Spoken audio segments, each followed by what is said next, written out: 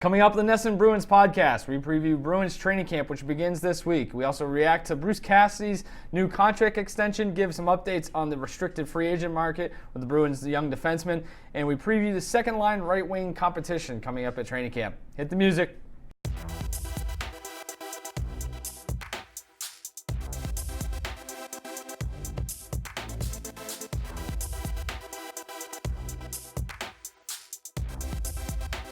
Hey everybody, welcome into the NESN Bruins podcast. I'm NESN.com's Mike Cole, joined as always by NESN.com's Logan Mullen. Logan, how are you? Good. Mike, how are you feeling?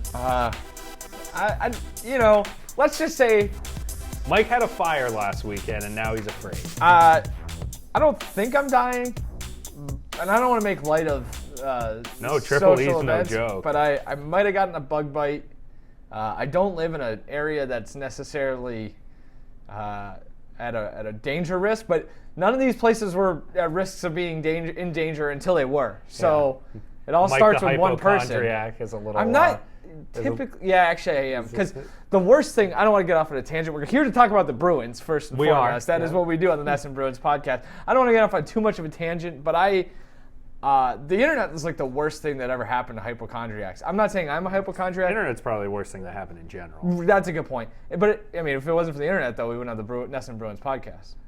So Yeah, I suppose half that's dozen true. one, six in another. I guess. Hand out CDs of the NESN Bruins podcast. That's a good point. But it sucks because you can just look up every time you feel you get sniffles. You're convinced you have bronchitis or something, or I've convinced myself I have many chronic diseases, and this is just the latest one. But a lot of those have cures. This one does not. Yeah. My head hurts a little bit. It's some aches and pains here and there. I don't know. I'm going to keep an eye on it. So hopefully I make it through this. If not, this was a blast. Yeah, I'll handle these on my own from here on out. It's going to suck if this is the last thing I end up doing as a professional within the Bruins and NESN realm. Parliament home chit chat. Oh God, I know. Like I said, this if I am dying, this will be literally the biggest regret of my life. Is that I spent part of my final coherent days talking to you about the Bruins. All right, and off we go. And so with that, let's get into what we have planned today. A great podcast. No, this is still, we're in like a weird time. I mean, we're a week away from training camp, right? And games probably a week and a half. Training camp's tomorrow. I think. Is training camp tomorrow? Yeah, training camp starts tomorrow. We're recording this on a Wednesday. Right. Training camp starts Thursday. And I believe the first game's the 15th, which is Monday, maybe? I'm efforting that. Or I forget. Mike's going to take a look. They open with the Devils. They play those 3 games on the road. The 16th, The 16th. 19th, 21st, and 23rd. Yeah, I must have been looking at the schedule from last year. So then, they start in earnest next week. That's interesting, I guess. There's a lot to keep an eye on for October 3rd's the opener, too. It's crazy. Right around the corner. There's a lot for this team to kind of figure out before October 3rd, and we will get into that a little bit more as we go along. But we can talk first and foremost about the big news of the day. Big news of the week before camp begins. The Bruins checked off something on their checklist. Maybe not what people were hoping for or wanted, but it's something that will be met, I assume, with positivity. So Bruce Cassidy got a contract extension. We don't know the details of it, which you never really hear details of coaches or GMs because someone will dig it up soon. And they keep that under wraps a little bit more because you don't want a lame duck situation, things like that. So.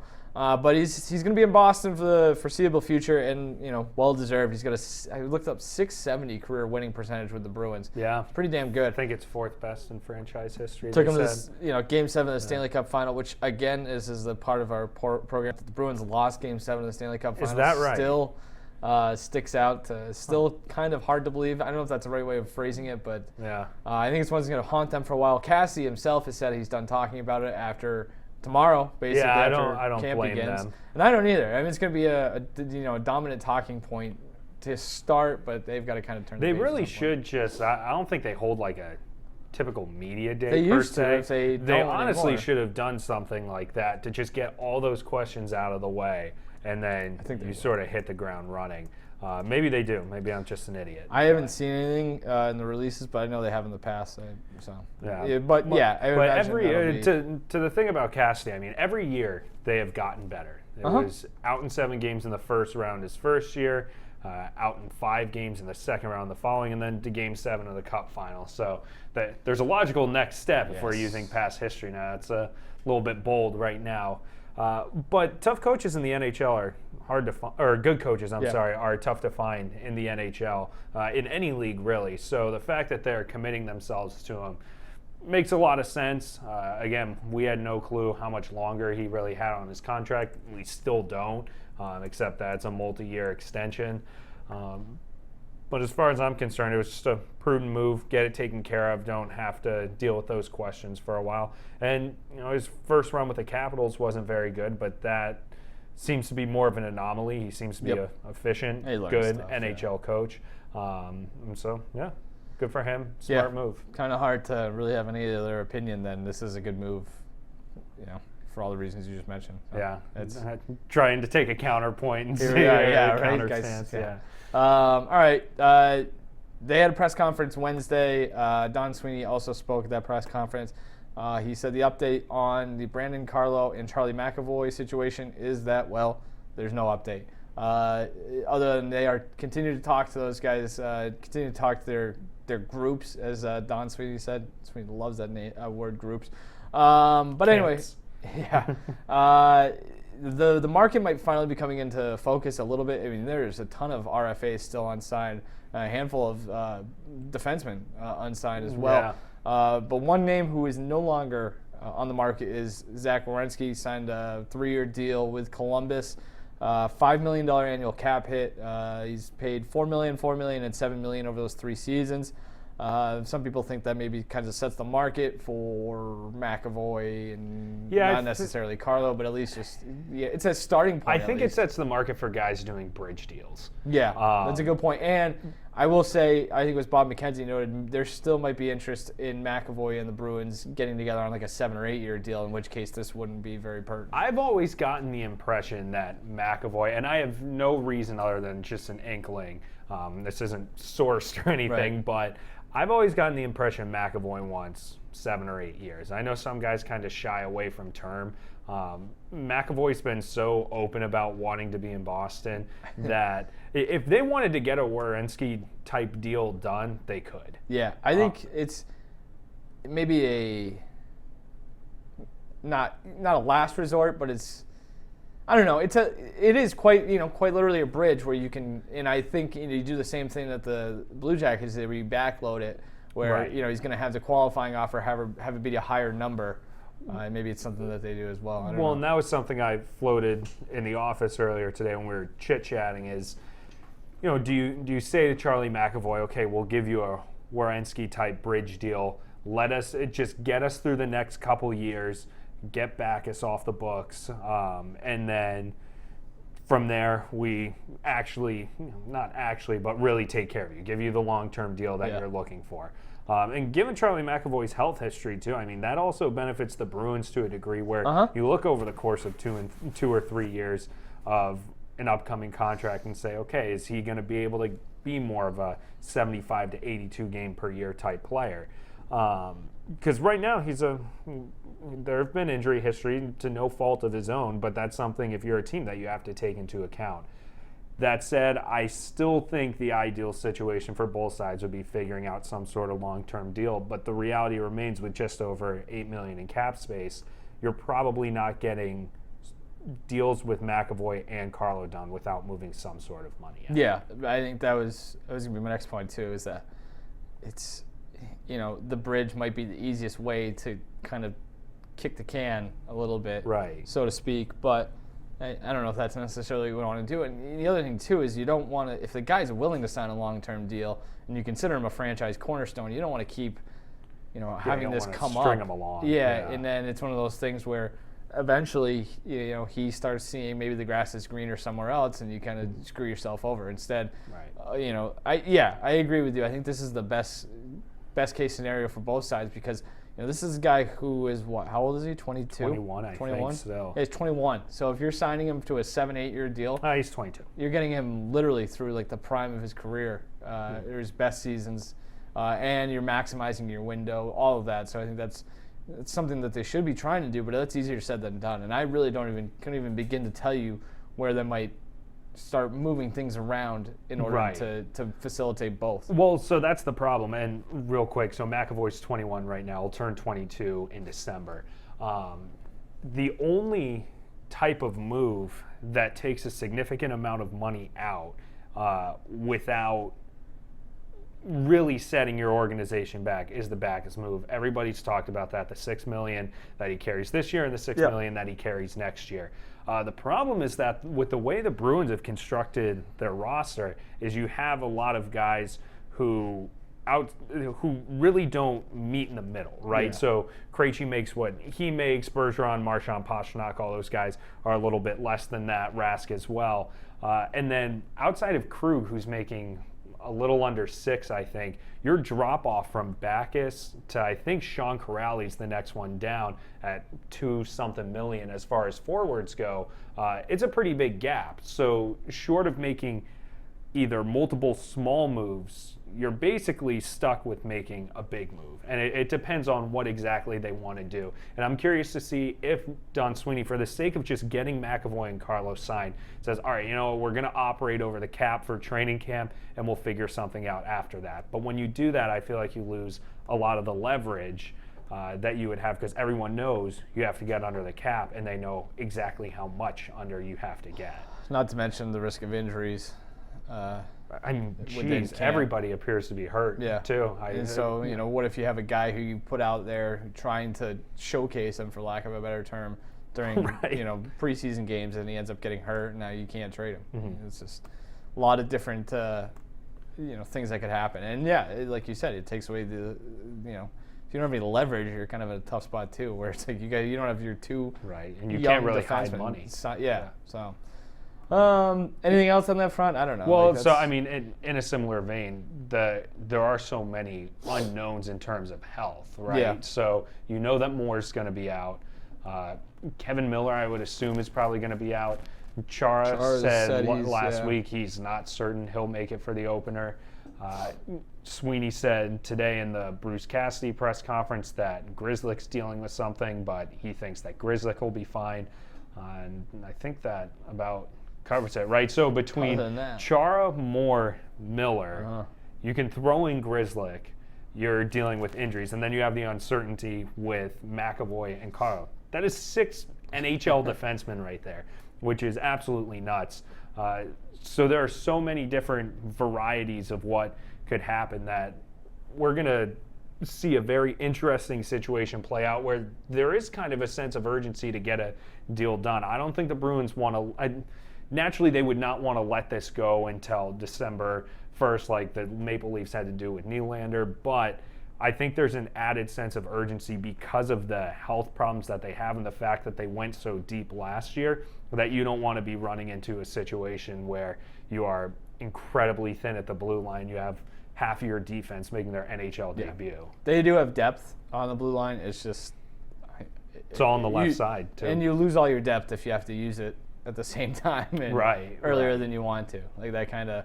And I should say organizational depth, not, NHL depth, as you were just alluding to. So. Well, and the problem, too, is they have next to no right shot prospects. If I don't think you can consider McAvoy or Carlo prospects anymore. After that, your right shot guys are like Clifton, and that's pretty much it. All your prospects, Lozon, Zaboro, Vakanainen, all left shots. So it's a low-key precarious situation, but as I wrote on NESN.com yesterday, I toyed with what different defensive pairings would look like in a variety of situations.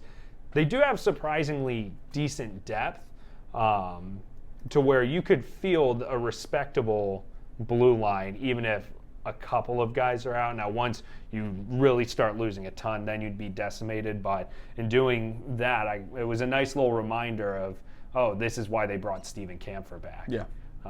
Nice veteran guy who's costing you next to nothing. You can put him on his offside if you need to. Is a nice little plug-and-play type guy. But they could find themselves in a tough spot. Axel Anderson, right shot. Axel Anderson is a right shot. I'm not sure if we're ready for the Axel Anderson show yet. Nice, he's playing in Providence this year, right? He played pretty well, I guess, at the Prospects Challenge. Yeah, whatever the hell you want to call it. Be nice if it was streamed, but that's, you got to take that up with with other people. Anyway, okay. That's that, I guess, on the defense front. Yeah, a lot of unsettled business, things of that nature. We really can't tell a lot of this until guys get on the ice and if and when that happens. And, until those contract situations get settled, it's going to be a lot of questions. So not ideal, but No. survivable. Let's talk about another, I'm trying to think of a nice way to phrase this. I don't want to say weakness, Conundrum. but question mark. Yeah. The right side of the forwards group, especially the second line right wing, which feels like it's been an issue for 32 years now. Yeah, since Cam Neely, I guess. Well, Cam Neely would be first pretty line much right wing. since Horton and Lucic left. Yeah. It's been a question mark Yep. every year. As David Krejci will tell you. So yeah, the Bruins, I don't know. I guess there's really no clear-cut choice for the second line right winger. They had the golf tournament last week. Cassidy said that Brett Ritchie is the first name that comes to mind, was his quote. So apparently Brett Ritchie is going to get a chance to win that job. I think he said Brett Ritchie, Coleman, Anders Bjork, and I think Peter Solari were the other ones. Yeah, and Kuhlman. Did you say that? Coleman, yep. Yeah, so, I mean, Ritchie, a guy they got from Dallas, big body. He scored 16 goals 2 years ago. Didn't do a whole lot of anything last year. I also was reading something, it might have been on Boston Sports Journal, Connor Ryan wrote, he doesn't, certainly not last year. Last year, certainly didn't play like a guy who has that kind of size, which is not something you want to hear when you're talking about right. Your second line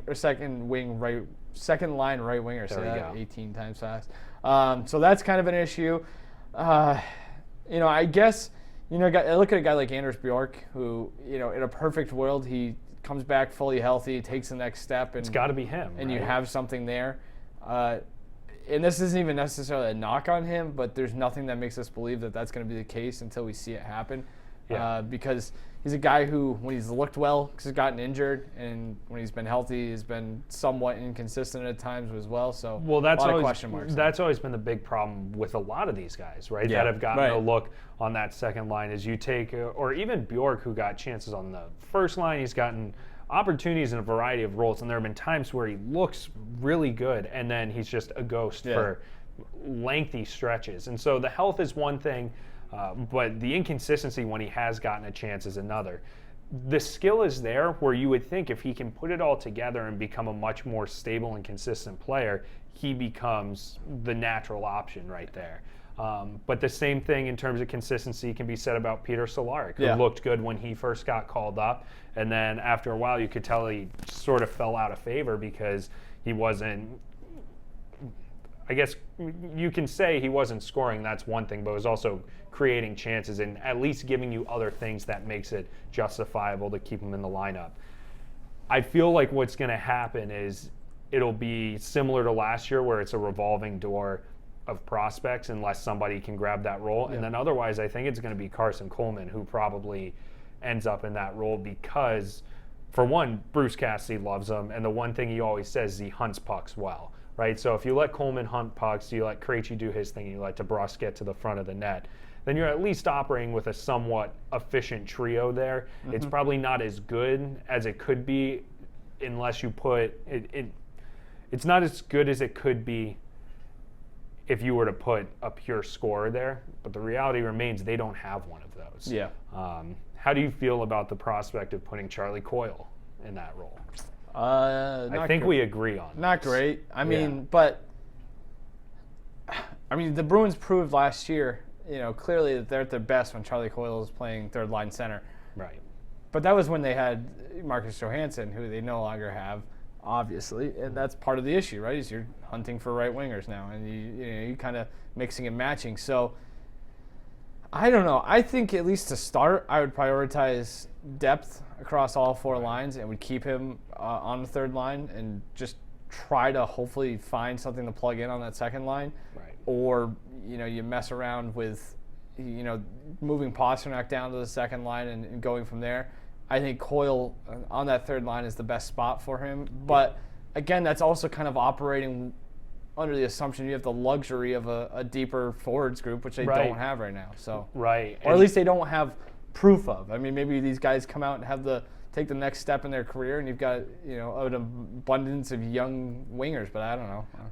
I think the big X factor in this is what Jack Studnicka does during training camp, because Don Sweeney said multiple times that the preference of the organization is to keep him as a center, and that they don't want to just move him to the wing for the purpose of expediting his track to the NHL. If he shows up in training camp and looks good down the middle, maybe that makes the decision easier to where, okay, he's our third line center now, and we're going to put Coyle on the second line. Especially if they're hell-bent on keeping him at center. Like, if they don't want to stunt his development and they want to keep him at center, then I guess. But, I mean, what happens if it's Thanksgiving and you're not looking especially effective? You got to make a change at some point. Exactly. And they were limited this offseason because of the amount of cap space or lack thereof that they had. So there's only a certain degree that you can knock the Bruins for not doing enough. But they were dealing with this problem last year up until the trade deadline, where they got Charlie Coyle to fix the third line center situation, and they got Marcus Johansson to help on the right wing in the middle six. They're essentially back to square one, at least with the winger situation. So we know how this story goes. We know how this plays out. Basically, the way I see it is that the only way that they stay on a similar plane to last year with respect to their winger situation is it becomes similar to 2 years ago, where out of nowhere, Jake DeBrusk ended up being a very, very useful top six winger. Danton Heinen was scoring a lot more. That's true. You have to hope that essentially some of these wingers, or forwards in general, to use Studnicka as an example, shows, okay, I can be an 82-game NHL player. You can trust me. Right now, there's not a lot of certainty that anybody's going to be that way, purely because you don't really have the body of work to be able to say definitively that that's what's going to happen. But there are just tons of question marks, and you're relying a lot on guys making a jump, and that's up to them. Yeah, there's enough of those guys too. Like that, at a certain point, you would think you'd hit on one of them, but right. Yeah, I agree with everything that you just said. Maybe David Backes, second line right away. We know how that one goes. Imagine that if he just comes out and he's like, I feel great. I'm on the TB12 method, vegan, feeling awesome. If you have to play Backes, where do you think he goes?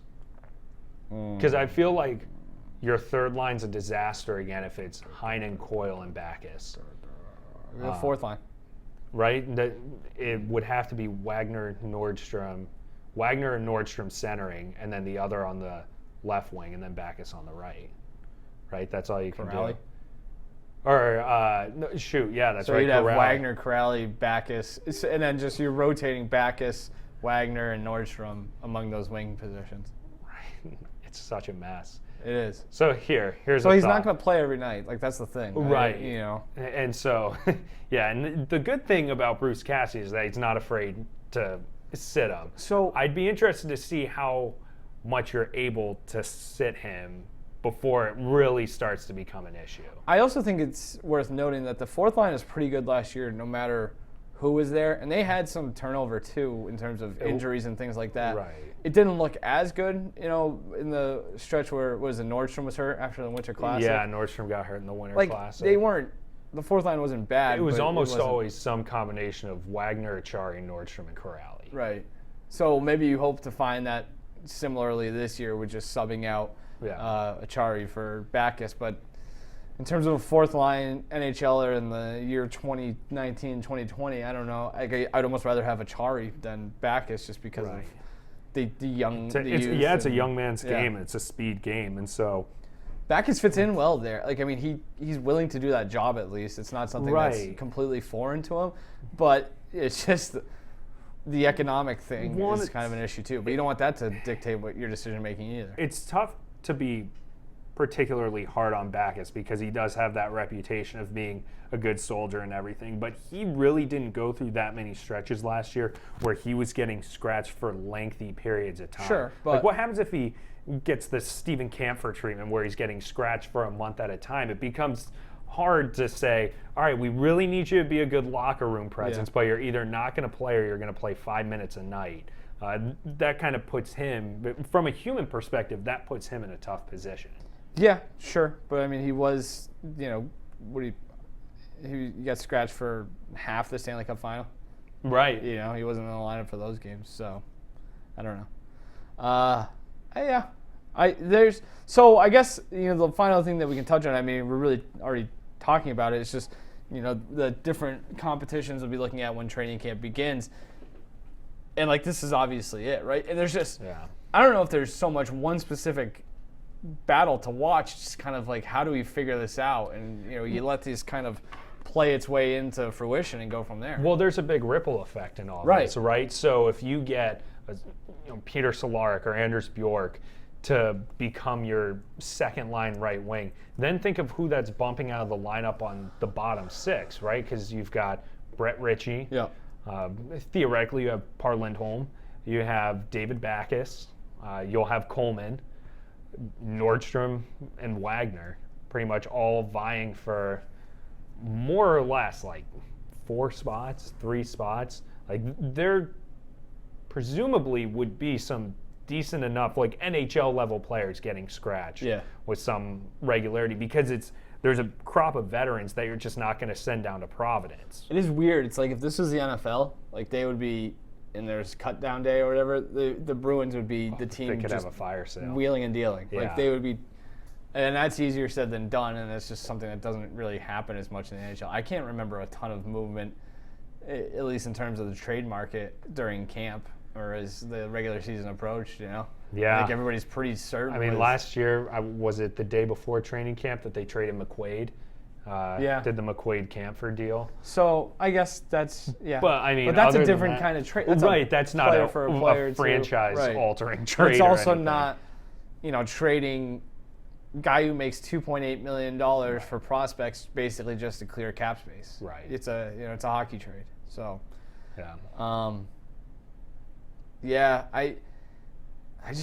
trying to think of it. I can't remember a ton of, and maybe you hope for an injury, as morbid as that sounds, somewhere else, not here. Yeah. Where you can plug someone There's a else's need. need. But even then, I mean, do you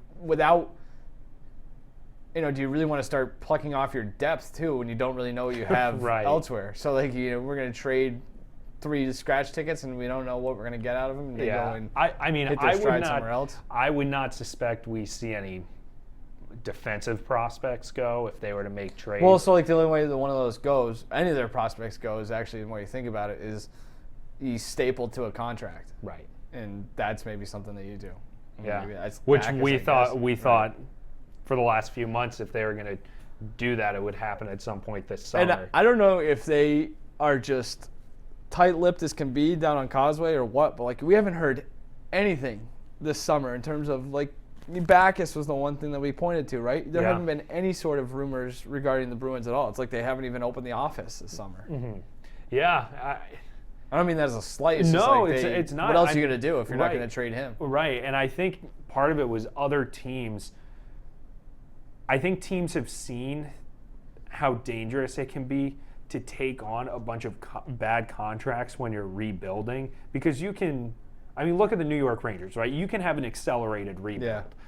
Over the course of 2 seasons, they turn things around. So you look at a team like Edmonton, who's taken on a bunch of bad contracts, and they're learning the hard way. All right, this is going to take some time to dig ourselves out of this a little bit. Mm-hmm.